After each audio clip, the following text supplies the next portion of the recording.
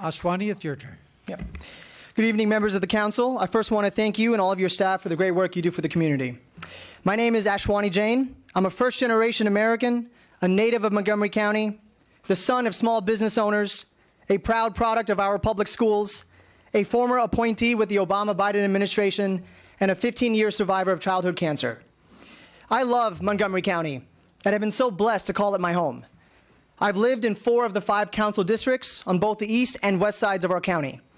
And I never left this county because it's home to my American dream. But now more than ever, we need our leaders to fight for our Montgomery County values. This includes raising our minimum wage to $15 an hour. I believe the role of government is to ensure equality of opportunity by investing in its citizens. My family immigrated to this country with limited resources. My grandfather was a school janitor. My mother is a product of community college and once worked for the minimum wage. And my father struggled to start his own business in an outdoor flea market. I'm glad to say that today my parents are successful small business owners. So I've seen firsthand the value of hard work and having a reliable partner in our government.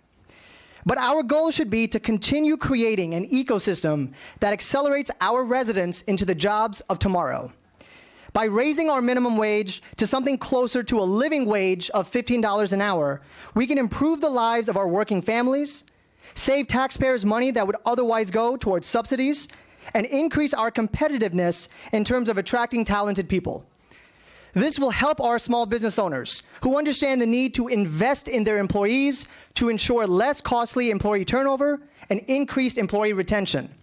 And this will help our teachers, many of whom cannot afford to live in our county or send their own children to the schools in which they teach. It's been done before. Cities from Seattle to San Francisco, and even just down the road in Washington, D.C., have all approved $15 minimum wages in recent years. California and New York approved the first statewide $15 minimum wages just last year in 2016. So I urge this council to join local governments around the country who are stepping up where Congress has failed. We can and should make Montgomery County a national leader by raising our minimum wage. I thank you for your consideration. Thank you. There are no lights from my colleagues. We thank you all for your testimony.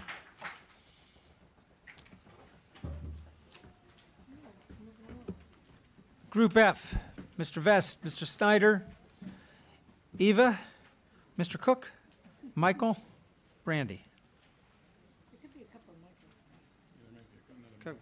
Could be another.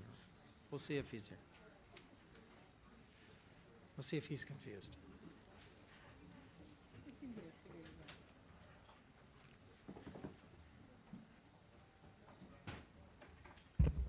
Justin, you're up. Push that button and go. Thank you. So you all have my official testimony there on behalf of Progressive Maryland. And it really echoes a lot of what we've heard here tonight. I won't go through all of it. We support a clean bill to raise the county minimum wage to $15. And we've heard here about the flawed study that came out of the county executive office. We've heard about the truth to raising the minimum wage is that it benefits everyday workers and that it boosts the local economy. I actually don't want to talk about, I'm not going to recite the statement that you have in front of you. The reason I'm really here is that this is a deeply personal issue for me.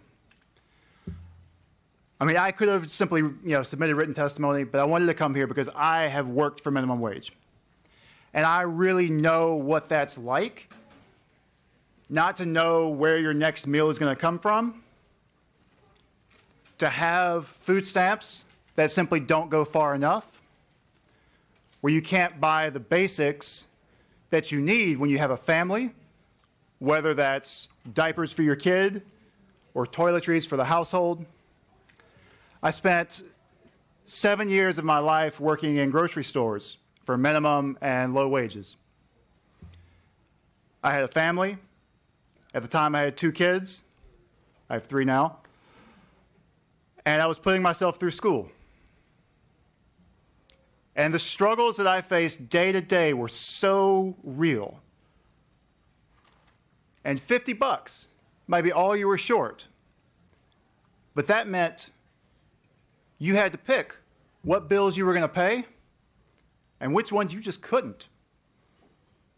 I have debt to this day that I have racked up just trying to keep a roof over my head. And I'm fortunate. I came to Montgomery County specifically looking for better opportunities for myself, for my family. And 3 years ago, when I got a job at Progressive Maryland, that was the first time that I wasn't reliant on low wages. And as I said, I'm very fortunate. But low-wage workers in this county have it so much worse. I live in the Fairland neighborhood in Silver Spring. It is, in Montgomery County, relatively affordable. It's a very diverse, working-class neighborhood. But even now, on a professional, nonprofit salary, things are hard. Dining out is a luxury. Going to the movies with my family, that's a luxury. And so for the folks that we've heard speak tonight who are still being directly impacted by this, and the folks who couldn't be here tonight because they are working those low-wage and minimum-wage jobs, the very least that we can do is pass a $15 minimum wage. The very least. Thank you, Mr. Vest. Thank you for your personal testimony. Ben, you're up. Thank you, Council President. Thank you, members of the Council, for allowing me to testify. I'll be very brief because just about every point I was planning on making has already been made, but I'm here to strongly urge you to support a $15 wage here in Montgomery County. As has already been said, the gap between the haves and have-nots in our community continues to grow. It continues to get more and more expensive to live here, as Justin just very